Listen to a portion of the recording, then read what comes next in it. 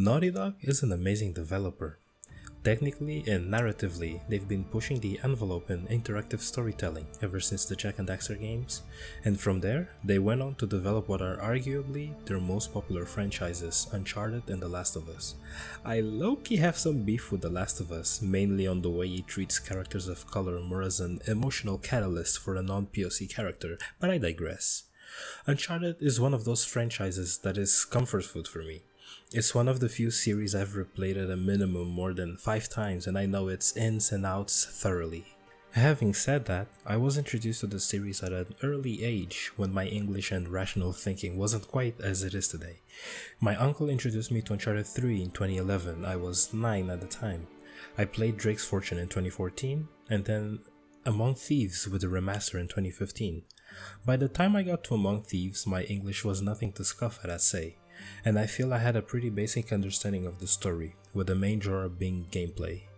The same can be said about Uncharted 4 and Lost Legacy, which I'll talk about in another video, but at the time, I only played Uncharted for the gameplay, bombastic action and set pieces because that was the only aspect that spoke loudly to me instead of the story due to my limited English, and I think you get the point by now. With the release of Legacy of Thieves, I decided to replay the Uncharted games in anticipation of the remasters. I am now 20 years old. I'd say I have a more in-depth knowledge of adult storytelling given that I'm a writer and just general life experience. Replaying these games after a 4 or 5 year hiatus felt like a refresher, as if my eyes finally opened.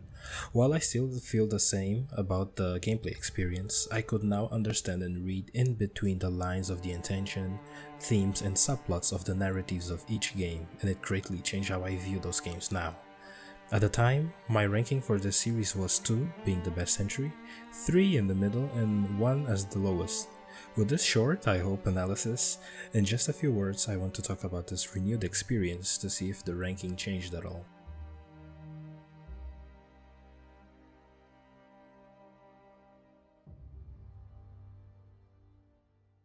Uncharted Drake's Fortune really cemented the direction Naughty Dog wanted to move towards, and I strongly commend them for that.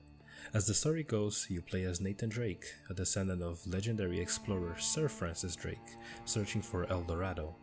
The initial plan has somewhat gone awry with the introduction of the main antagonists, Roman and Navarro, who are also looking for the El Dorado.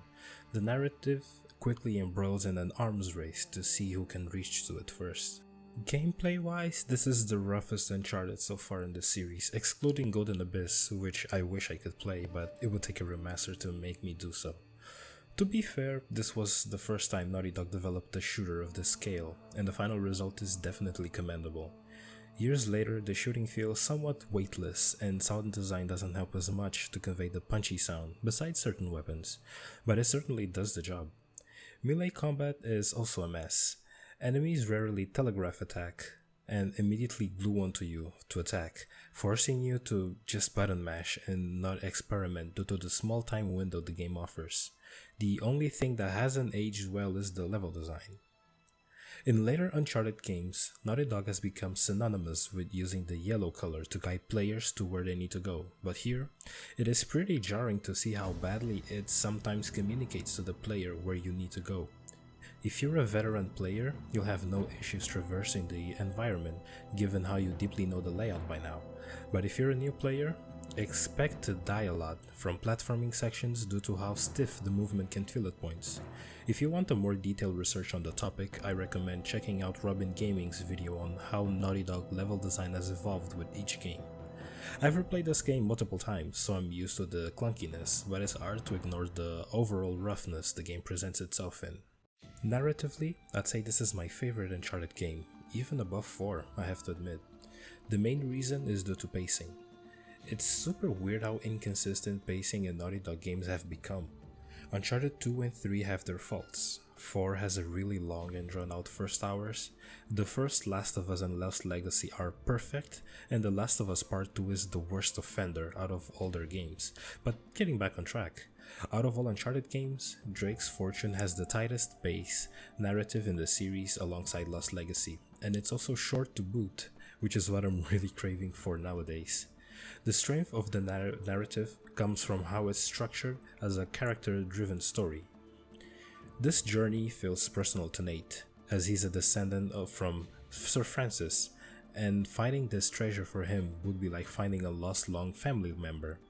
The strong focus on the relationship between Nate and Elena and how they bond through the thick and thin of the island's many danger. The scary twist with the Spanish turning into Wendigos due to the El Dorado's curse.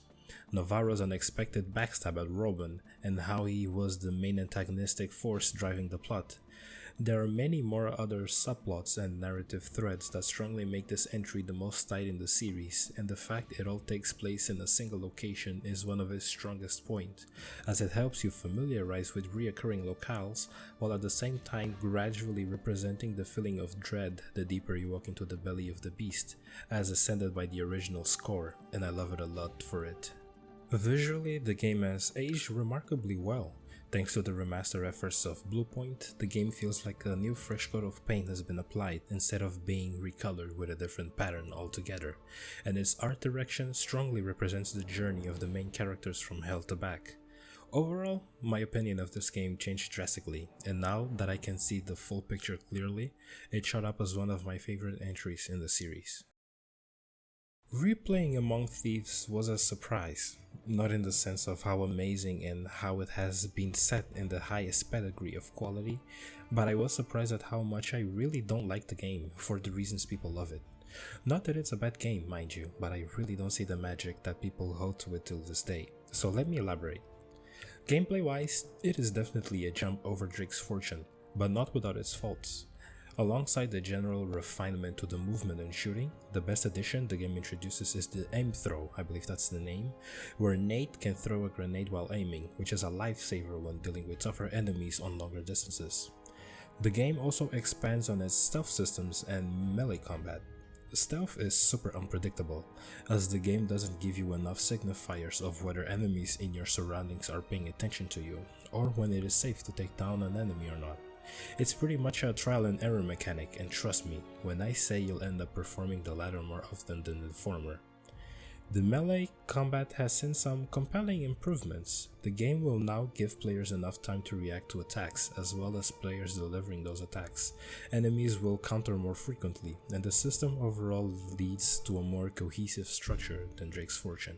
Due to the cinematic nature of the series, set pieces are more grand, chaotic and bombastic, for better or worse. At the time, I really enjoyed them, but I think I've become saturated to the point they don't hit the same as they did back in the day, but I can't deny how impressive and visually stunning they are to witness. The second entry also introduced globetrotting, and we see ourselves in different locations, from the sweaty jungles of Borneo to the chaotic civil war-induced Nepal, up to the low temperatures of the monastery. The game certainly packs variety, and the level design is impeccable in every stage, not ever missing a beat once, but pacing comes at a cost. Make no mistake that the game rarely misses the beat, and it's constantly rolling from start to finish, but as a result, it's twice as long as Drake's Fortune, and I'm not a fan of that. I'm also not a fan of how some levels stretch themselves thin, with the monastery being the worst due to how it drags from section to section, and each encounter becoming unfairly brutal on normal difficulty. It's definitely the game's lowest point for me, I have to admit. Narratively, it's one of the most unsatisfying for me. The journey this time feels like it's servicing the plot more than the character-centric direction that I really loved in the first game. Lazarevich, although an interesting villain, feels generic and doesn't challenge Nate as mentally or philosophically as much as I'd like him to, given his ruthlessness and how interesting that direction would have been. Chloe and Flynn are a good addition to the series, as they both have some strong chemistry with the rest of the cast. And we can't forget the GOAT, the one and only Jeff the cameraman, and how we never ask for his input. So let me get this straight. You're competing with a psychopathic war criminal for a mythological gemstone? When you put it that way, it does sound pretty stupid. Yeah, Thanks for the input, Jeff. And it's supposedly in this. I also can't forget about Tenzin and how the game strongly conveyed partnership while dealing with a language barrier.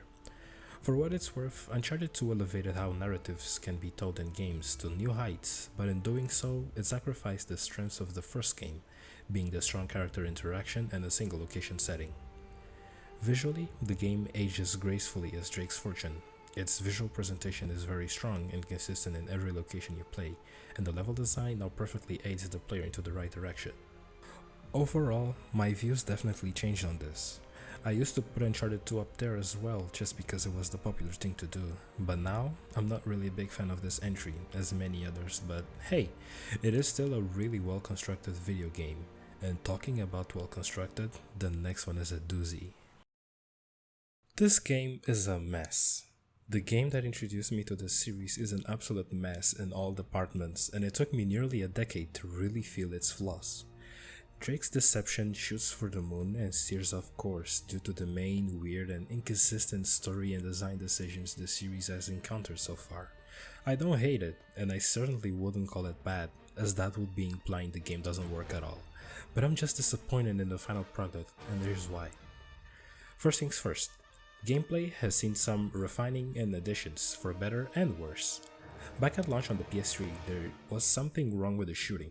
It felt really awful and sluggish to move around the reticle, and I never knew if it was my setup or the game itself, until a few years later, John Linneman from Digital Foundry noted how Bluepoint fixed the input latency the game had, so this time around shooting feels and works as it should. A needless mechanic that broke the gameplay loop of the combat is the ability to throw back grenades. The general loop around Uncharted combat has been cover shooting, and later entries force the player to be on the move as the pressure intensifies. But here, the ability of throwing back grenades breaks that loop, as players can now sit in a corner and just aim and shoot, making some scenarios really basic to play through. Another aspect that has been greatly enhanced and seems to be where the most focus has been applied is the melee combat. Melee here feels pretty arcadey. I feel Uncharted 4 has reached a balanced outcome for that, but here, it's almost like a minigame, that when being held for too long, you run the risk of getting shot at. Just like in Uncharted 2, enemies can grab you and dodge your attacks like normal, and you can now grab objects and use the environment to attack enemies as well. Everything I just described gets amped to 11 in a bad way when you're fighting brutes. These enemies are damage sponges with bullets and take a while to deal with when punching them, and this obnoxious quick-time event type structure that becomes a chore by the 4th or 5th time you get to them. Nate's movement feels weirdly floaty. I can't put my hand on what it's making it feel that way, but it doesn't feel as tight as Uncharted 2. Another gripe I have with this game is the difficulty spikes. As you progress through Uncharted 2 from the train onwards, encounters became more challenging and demanded more of you, as it represented the final stretches being the most arduous ones. Here, the game completely forgoes logic at points and has some of the most bullshit sections in the series, with the ship graveyard and sandstorm near Aram of the Pillars being the most noteworthy to note. The narrative is also a mess, full of inconsistencies and plot holes, while also featuring one of the most disappointing directions the series has taken, with it being Nate not being related to Sir Francis at all.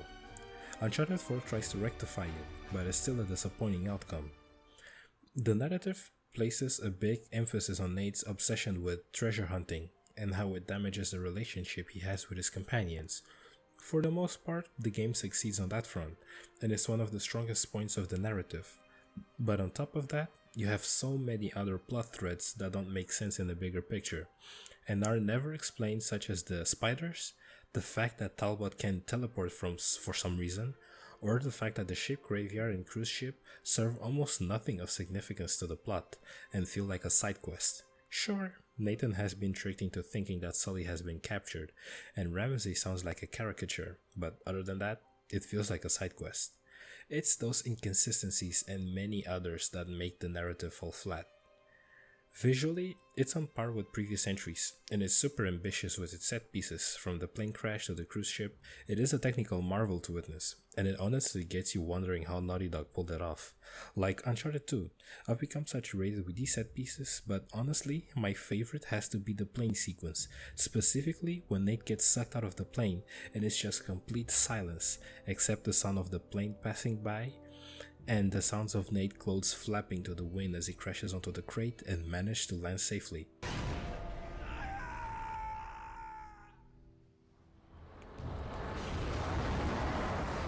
The absolute silence in this set piece really sells it. It's fucking amazing. Another favorite thing I love about this game is the soundtrack. I'd say it's my favorite in the series, and it perfectly accentuates the tone and intensity of each encounter or narrative point, with Caravan being my favorite track of the soundtrack.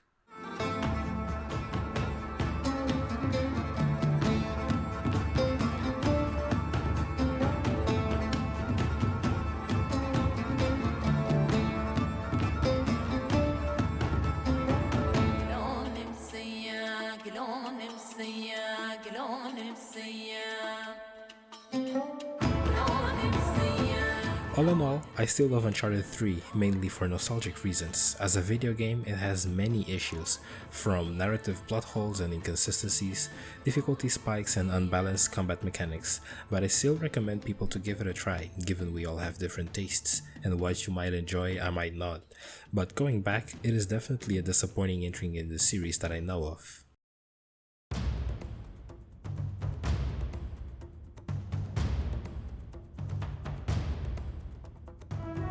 At the beginning, I mentioned how the ranking of the series went from 2 being the strongest and 1 the weakest, and now with all my thoughts laid out, I think you can guess the ranking right now.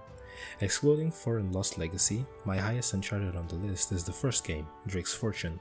The atmosphere, pacing, its more character-driven narrative than 2 and 3, more concise experience, it's perfect, and I feel Uncharted narratives are at the best in a single location, where characters get to be the main focus of the narrative.